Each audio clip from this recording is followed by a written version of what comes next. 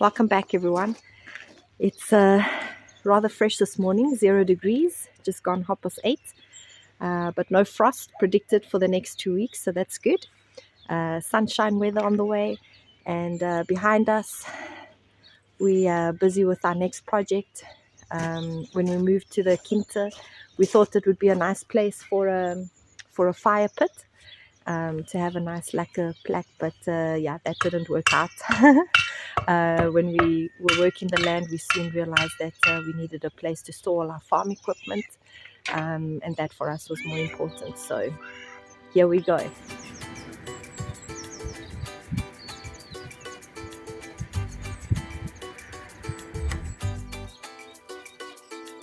We're just measuring out where the foundations are going to go. Then we're going to dig the trenches.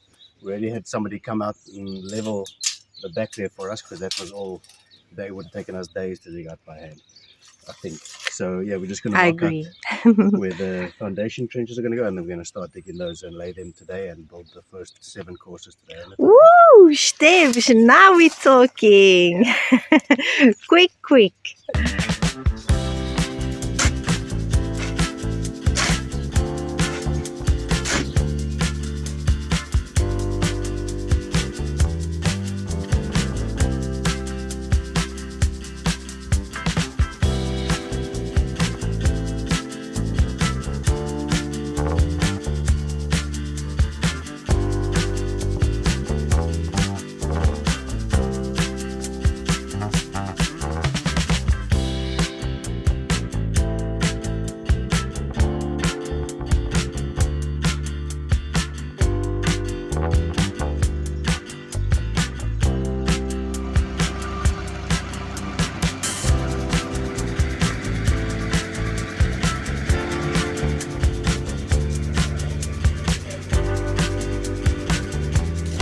So our blocks have just arrived, and it's getting real nice, Dave.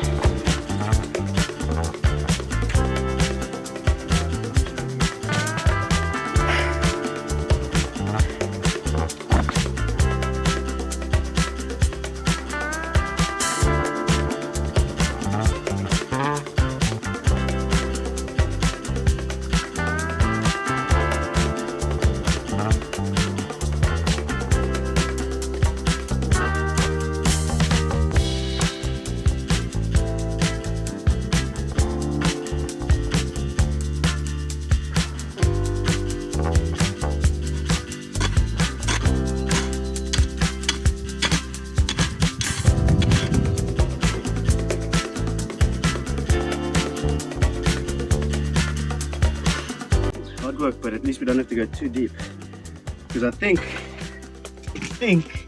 that would classify as bedrock, or as solid at least. What do you reckon? I think so. Let's see.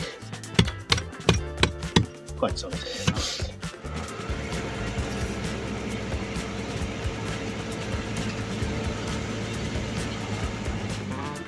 So not too bad for a Couple of morning's, hours, yeah. Got 2 our or 3 delivery. hours. Yes. So we're ready to go. Wow, it looks like a lot of bricks. First, Lunchtime. We can't work on an empty stomach. especially not you. No, especially not me. No good. So we just got back from lunch, started again. Thank you very much, Richard and Galia. That was lovely. But I don't know if it's the food or the wine, but we're struggling now. It's gonna take us a while to get back into the swing of it. It's no good. I can't even bend. You're doing well. Keep going. Oh, you done all right. Well done. Cool. Let's see how far we get.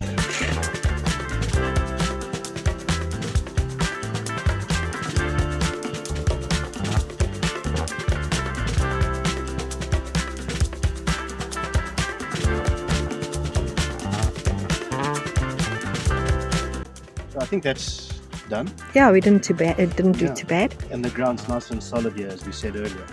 So it's not extremely deep. I might go a little bit deeper here, but there are some patches that are 2.5 centimeters, an inch or so deep, but it's on granite. Yeah. So it will be solid enough, because it's only a storeroom as well. It doesn't have as many restrictions. Obviously the size, it's restricted by the size because it's of the footprint of the That's on the project. On the project. Yeah. But they said there's not too many restrictions because it's only a storeroom. So yeah, this is our practice run. Yes. Oh my goodness. Let's not talk about round number 2. But yes, we did pretty well. I think so. It's a nice size as well. It is. Really good. Workshop, bench. Oh my goodness. Tractor, lawnmower. Someone's excited. But yeah, we'll have to sort out the levels because it does slope slightly downwards that way. But yeah, not too bad. Don't know what that was. Wasn't here, so it's okay. So what we are slightly worried about is that this is obviously going to be backfilled to against the building, but I don't know how I'm going to be able to render that unless I render this bit as we go, a couple of blocks in, or otherwise what kind of damp proof we can put against that. Because as I said, it's only storeroom, but we don't want too much damp coming through. I'm going to render it on the inside, but if it's got that damp coming through, the render on the inside might be affected by it. Get weak and fall off. So if anybody's got any ideas or suggestions, let us know. I hope it reaches us in time because we're going to start building this soon. Well, somebody said by the end of today we would have 7 rows already. Sarcasm was implied if you didn't hear it. No, I missed that one. That's the only other option is dig out about no, I don't like that option. I don't like that option. So I'm going to have to figure out some kind of damp proof just up to there because it'll just be backfilled up to there. And I might have to strengthen these, 4 or 5 courses. I think that's a good idea. Retaining wall type thing. Maybe some rebar, maybe fill a couple of them with concrete. Who knows? We'll have to put out feelers, find out what's going to be the best. Yes.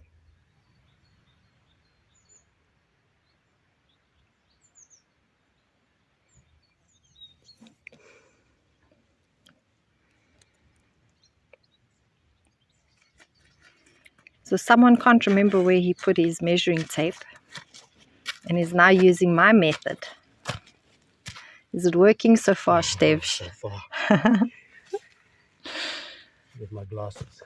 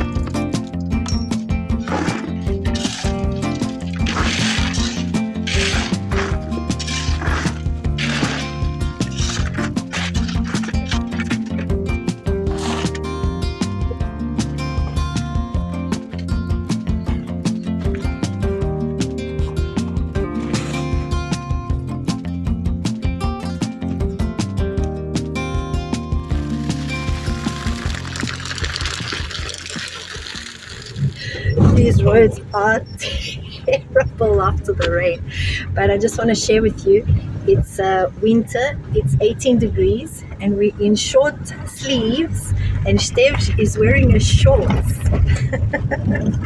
First time this year. I'm telling you, you've got to love Portugal. And these roads. I think they are coming to fix it soon. There's a big pile of gravel lying over there. They're better. Us one day we're going to get stuck on these roads.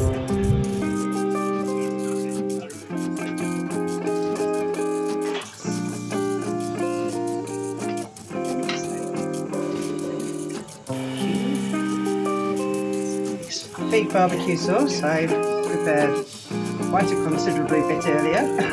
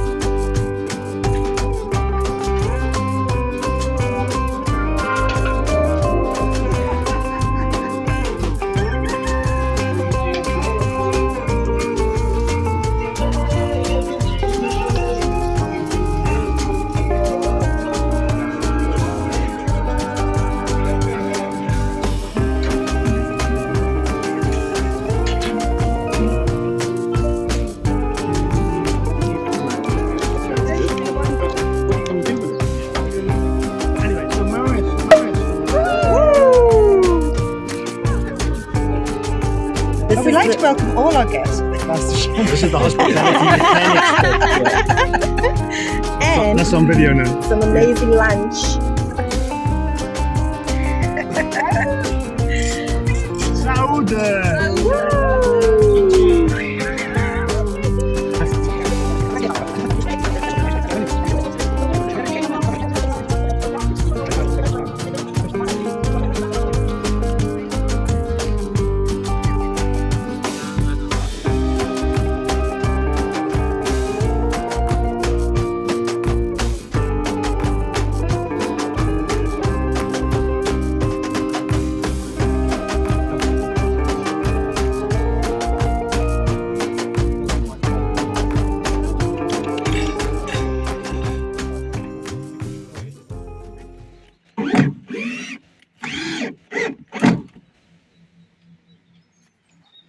So we're in our chicken coop, but no chickens yet.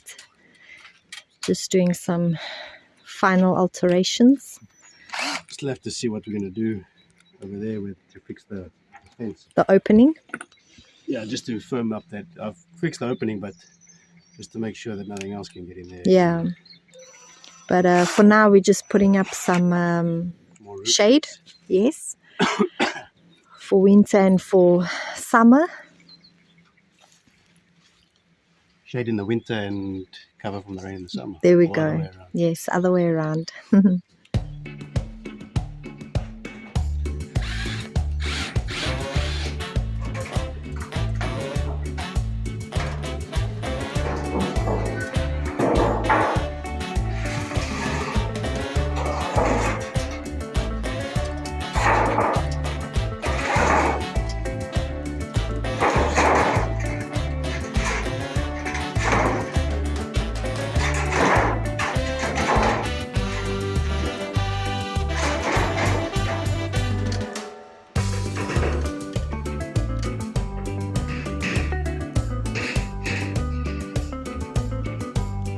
So happy.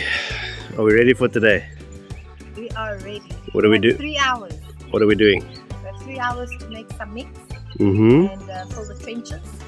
Mm-hmm. And hopefully that will be enough time. Should be. Yeah. We've done Lunchtime. the back bit and a quarter of the side bit. So it's just the one side bit and the rest of that side bit left. So let's see.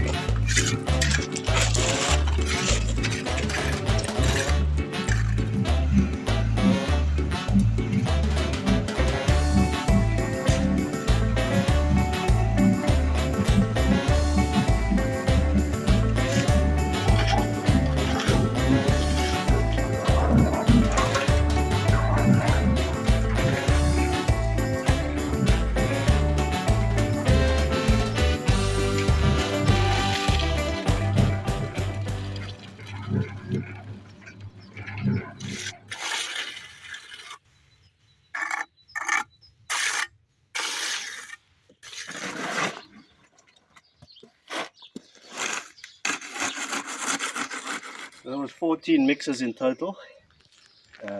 We'll wait for it to get a little bit darker so we can bring the laser level and check how much we're going to be cutting away or adding in.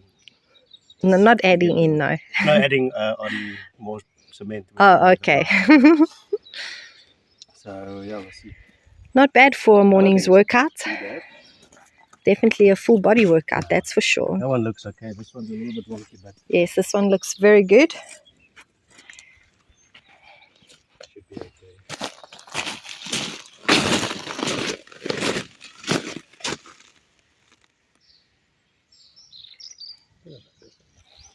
Don't film this one. This one. It's crooked, but the pegs still line up. It's just the digging that wasn't that accurate. Yes, but it doesn't make for good viewing. Is it? It makes for real viewing, Stevs. So we got these roof sheets from Ian. So we've used 2 of them to create a little bit more shelter from the top on the chicken coop. Now these ones we're going to cut down to size, and we're going to secure all the bits of the fence that look like something could get in. Where it's could be a little bit weak, we're going to secure it with this, screw it to the posts, so hopefully that'll make it a lot more solid, that nothing can come in there.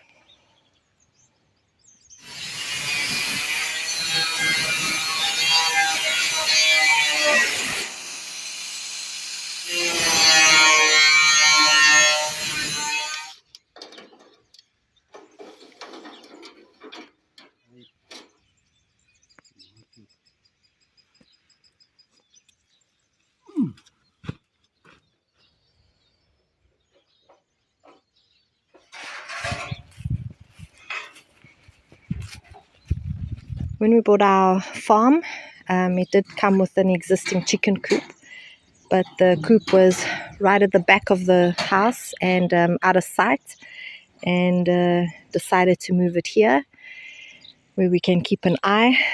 But last year, September, a flock was taken, all 22 of them.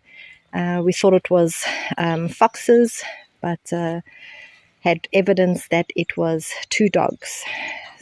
Big dogs. So the female one, I don't know, came up.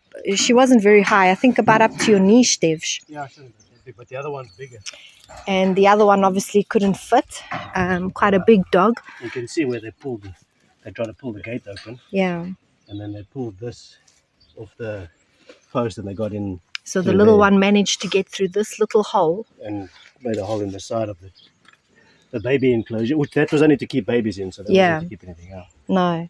And then obviously all of the ones that escaped, the big dog was waiting outside for them. Yeah. And we know it's dogs because you can see the paw prints up on the side of the chicken coop. That's definitely not foxes.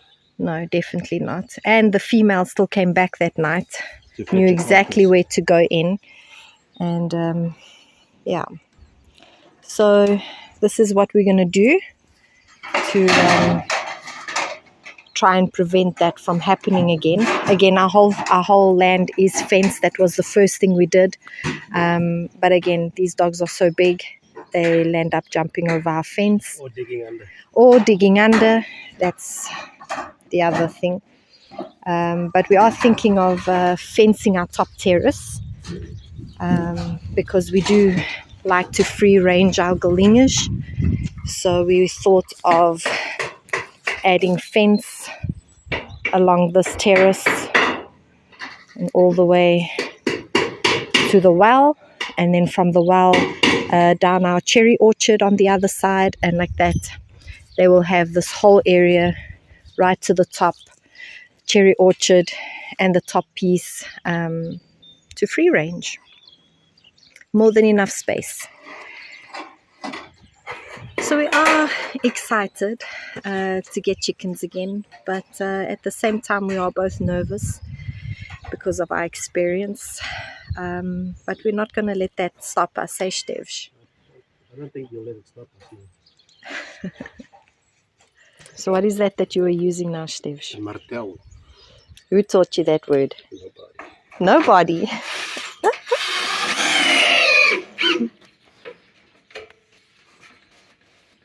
You're not able to pull that off. No, nothing's getting in there. Nonsense.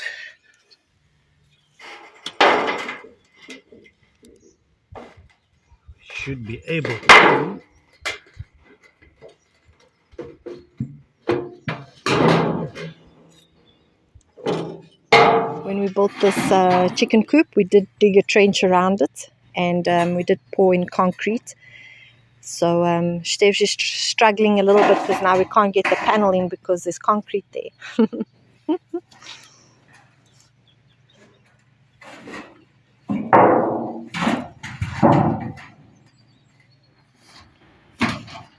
Looks like we're building a bar. Yeah. We'd like to put it the other way around, but then it's not going to close because that thing. Yeah, I think that's better like that, Stev. Yeah. As long as you're happy. As long as my chickens are safe. Yeah, I can't go through that. No. So the reason for our paneling on this side is just basically for the wind and for the rain. So inside they can have an area that will be nice and dry, and the plastic as well. It's just for the winter season, and during summer they won't need it, or else we'll have roast chickens. Okay, Bash. Okay, there we go. Another.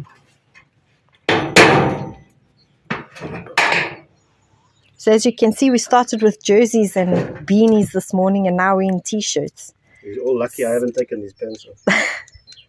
It's 18 degrees today. Such a beautiful day.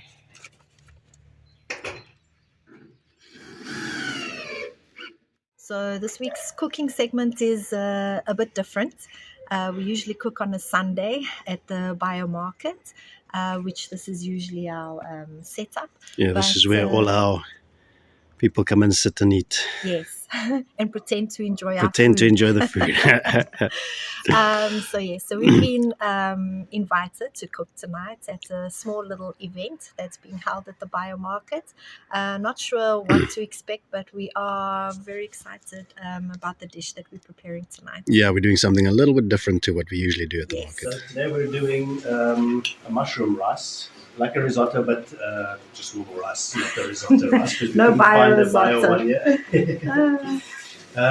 But also what we're doing is which is the recipe part of the thing today is called peixinho d'horta, or little fish from the garden. So called because they look, once fried, they look like little sardines. That they do. Yeah, but we'll show you what they are in a minute. So what mushrooms are we using today? Today we've got porcini or sep and parasol stems as the flavouring, and the other one is the oyster mushrooms. We dehydrated them, and then some of them we've rehydrated to make a stock for the rice. So, sounds good. Yeah, just got the onions and the carrots going as the base, and then we'll take it from there.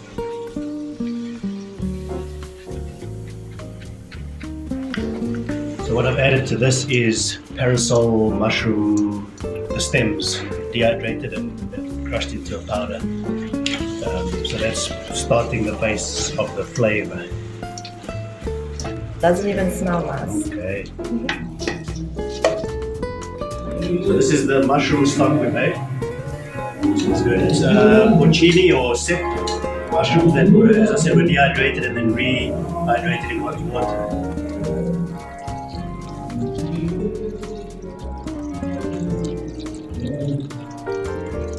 And then these are the mushrooms that are going in. As I said, that's a mixture of oyster mushrooms and seps. And I think there's a puffball or two in here too. This was going to be a nice quiet evening. What is the So these are the peixinhos d'horta. They're basically green beans which we've blanched and in a batter.